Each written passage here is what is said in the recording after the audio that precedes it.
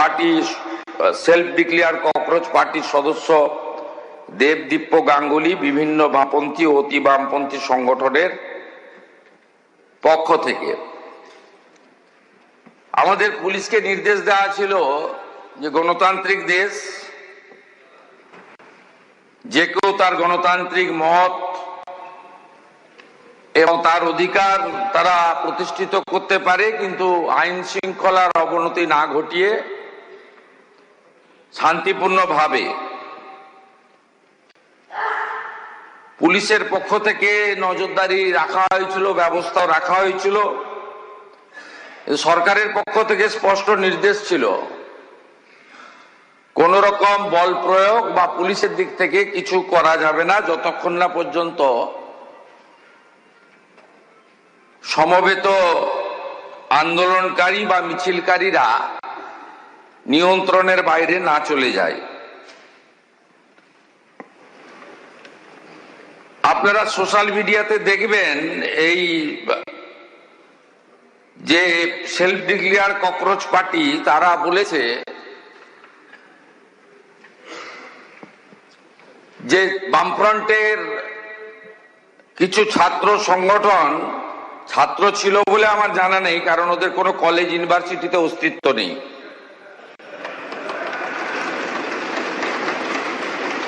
তারা এই কর্মসূচিতে ঢুকে পড়ে। এরা হলো এসএফআই, ডিওয়াইএসএ, এআইডিএসও, এআইএসএ, এআইএসএ, পিএসইউ আর ইত্যাদি ইত্যাদি। এই মিছিল শান্তিপূর্ণভাবে এগোচ্ছিল। মিছিলে পুলিশের যা হিসাব ক্রাউড ছিল 9000, তার মধ্যে কলকাতা এবং পার্শ্ববর্তী এলাকা থেকে ভোটে হারারা পিছন থেকে খিদিরপুর, মেটিয়াবুরুজ, রাজাবাজার, পার সার্কাস, আকরা ফটক, বেলগাছিয়া, রাজারহাট, নিউ টাউন, বাগুইহাটি এবং ইত্যাদি ইত্যাদি সাপ্লাই করেছেন। পুলিশ পুরোটাই সংযত ছিল, টিভি মিডিয়া সবাই দেখেছে। পরবর্তীকালে যখন ডরিনা ক্রসিং এ আসে, প্রথমে জুতো এবং বোতল দিয়ে শুরু করে, তারপরে টার্গেট করে সাংবাদিকদের, কারণ অনেক চেষ্টা করার পরেও পুলিশ ওদের পাতা ফাঁদে পা দেয়নি। আমাদের নির্দেশও তাই ছিল। ওরা চেয়েছিল পুলিশ লাঠি চালাক, গ্যাস ফাটাক, বল প্রয়োগ করুক এবং তারপরে নাটকটা একটু জোরদার চলুক, সে সুযোগ পুলিশ দেয়নি। আমি কলকাতা পুলিশকে এবং যারা ডিউটি দিচ্ছিলেন তাদেরকে ধন্যবাদ জানাই।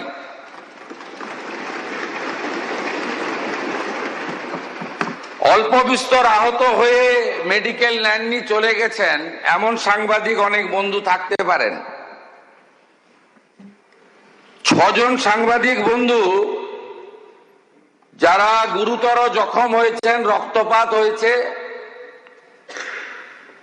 তারা সরকারি হসপিটালে চিকিৎসা নিয়েছেন।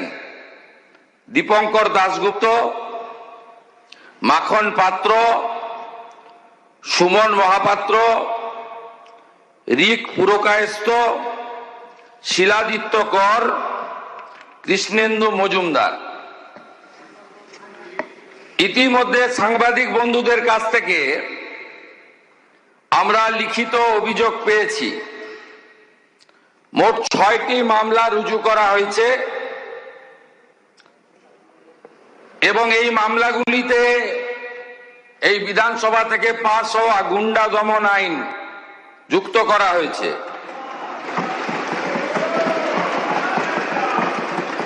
1 নম্বর রেফারেন্স কেস হেয়ারস্ট্রিট থানা, মামলা নম্বর 151, অভিযোগকারী Rahi Haldar, reference 2 Hare Street থানা, মামলা নম্বর 152। এইভাবে মোট সুনির্দিষ্টভাবে 6টি মামলা দেওয়া হয়েছে। মোট 6 না 7টি মামলা, এন্টালি থানাতেও একটি মামলা হয়েছে। এই মামলাগুলোতে গুন্ডা দমন আইনকে যুক্ত করা হয়েছে এবং প্রায় 70 জনকে চিহ্নিত করা হয়েছে, যাদের একজনও ছাত্র নয়, যারা একজনও সেলফ ডিক্লেয়ার ককরোচ পার্টির মেম্বার নয়, যারা একজনও নিট সংক্রান্ত আন্দোলনকারীদের অংশ নয়। 4 জন কুখ্যাত লোকের নাম আমি এখানে বলছি, যাদেরকে আমরা ছাড়বো না। আরো বাকিগুলোর নাম তো আমি এখানে বলে সময় নষ্ট করব না। আফরোজ অফ রাজাবাগান,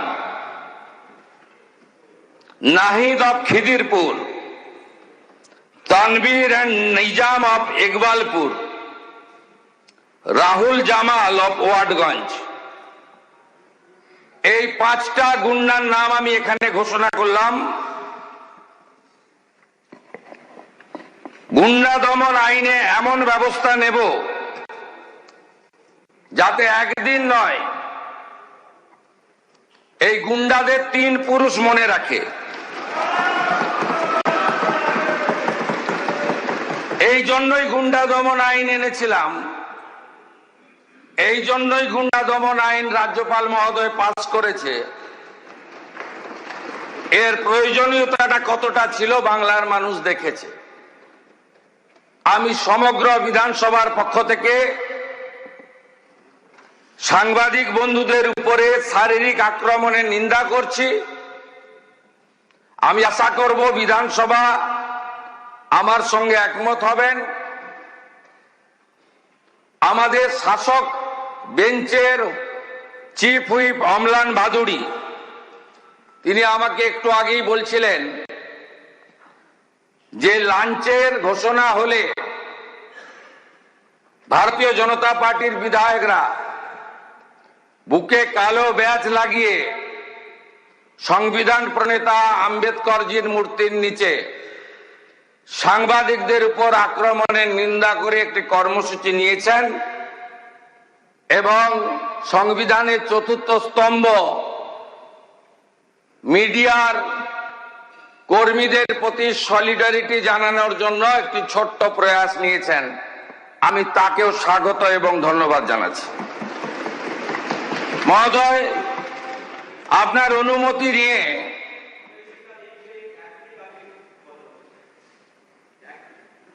আমি বলার পরে আপনাকে বলতে হবে এসএফআই এই আক্রমণের সঙ্গে যুক্ত নন।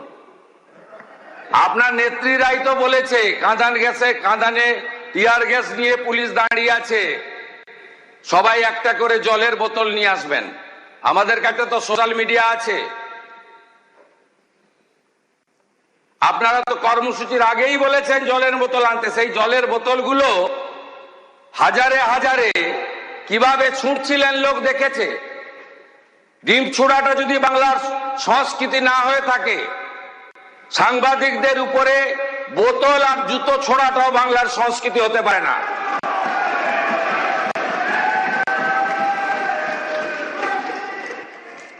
মহোদয়, একটি বড় স্ক্যাম সামনে এসেছে, ভাইপোর সেবাশ্রয় ক্যাম্পে স্ক্যাম। ইতিমধ্যে আমাদের বিষ্ণুপুর পিএসএ একাধিক কেস আমাদের ফাইল হয়েছে, এফআইআর। এই এফআইআর এর ভিত্তিতে আমি আপনার প্রথমে অনুমতি চাইছি, আমি মুখটা হেজি করে দিয়েছি, কিভাবে ক্ষতি করেছে দেখুন। এই ছবিগুলো দেখুন। এই চিটিংবাজটা দেখুন, বাচ্চাটার হাত গেছে।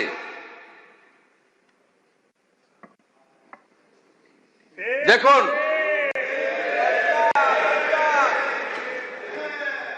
দেখুন আরেকটা বাচ্চাকে কিভাবে বিকলাঙ্গ করেছে দেখুন।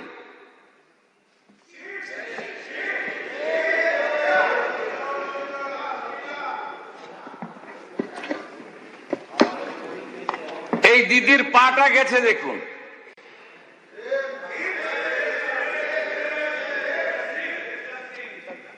এ যেটা করেছে এই চিটিংবাজ ভাইপো, আল্ট্রাসোনোগ্রাফি মেশিন বাইরে নিয়ে গেছে, এক্সরে মেশিন বাইরে নিয়ে গেছে, সরকারি হসপিটালের ডাক্তারদের বাইরে নিয়ে গেছে, মেডিকেল কলেজের স্টুডেন্ট মুখ্যমন্ত্রীকে চিঠি দিয়েছে। মেডিকেল কলেজের স্টুডেন্ট ডাক্তার হতে পারে, চিকিৎসা করতে পারে? তো একবার ঢুকলে বেরোবে না, এ তো খুনের মামলা।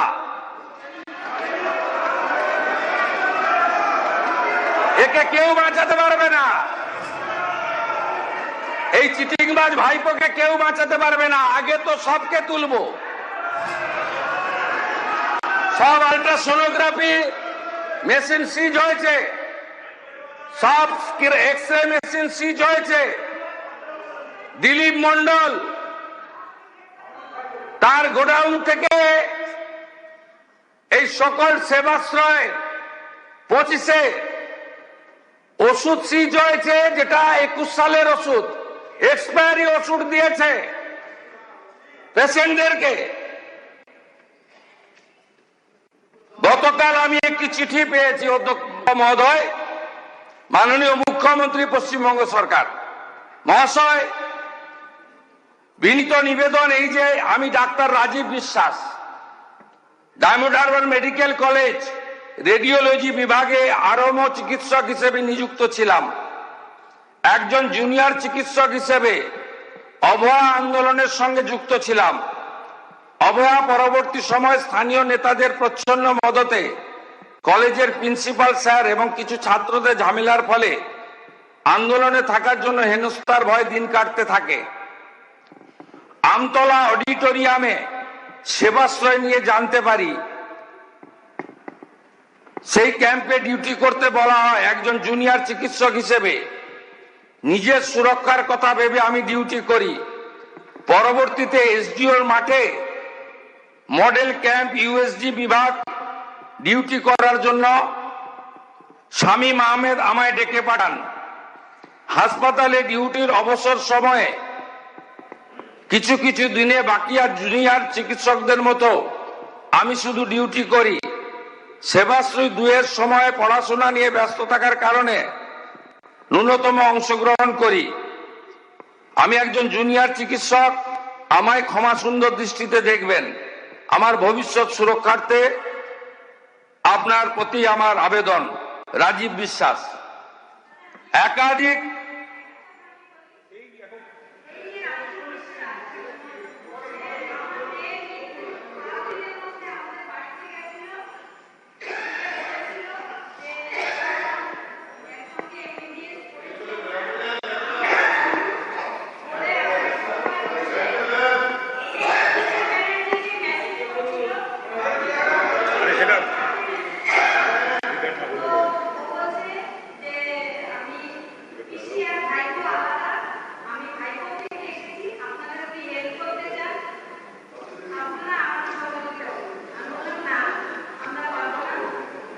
না না দিদি আপনি নিশ্চিন্তে থাকুন, আমরা এটা ছাড়বো না।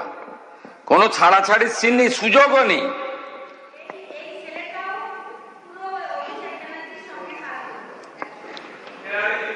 আমাদের অ্যাকশন টেকেনের রিপোর্ট আপনাদের বলে দিই। আমি তো অনেকগুলো বিষয় বলেছি, ছবি দেখিয়েছি। আমরা এফআইআর এর পরে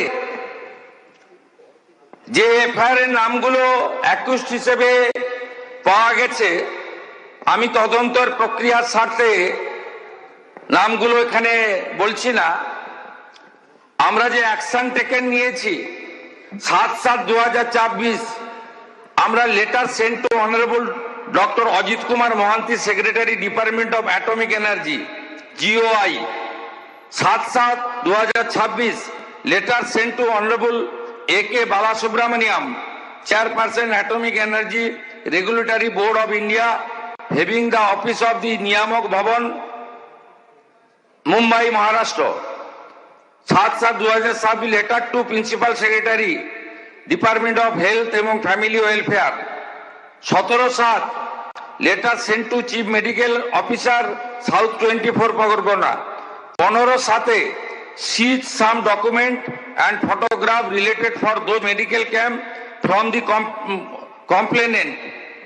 তারপরে আমরা যেগুলো করেছি, এক্স-রে মেশিন সিজ করেছি, আমরা USD মেশিন সিজ করেছি, আমরা এক্সপায়ারি সমস্ত ওষুধ সিজ করেছি এবং এই খাতে পূর্ব মেদিনীপুর জেলা শাসক এবং দক্ষিণ 24 পরগনা জেলা শাসক ডায়মন্ড হারবার এবং নন্দীগ্রামের সেবাশ্রয় প্রকল্পের মাধ্যমে সরকারি যে অর্থ ব্যয় হয়েছে, সরকারি যে ডাক্তারদের ডিউটিতে লাগানো হয়েছিল, সেগুলো আমরা করেছি।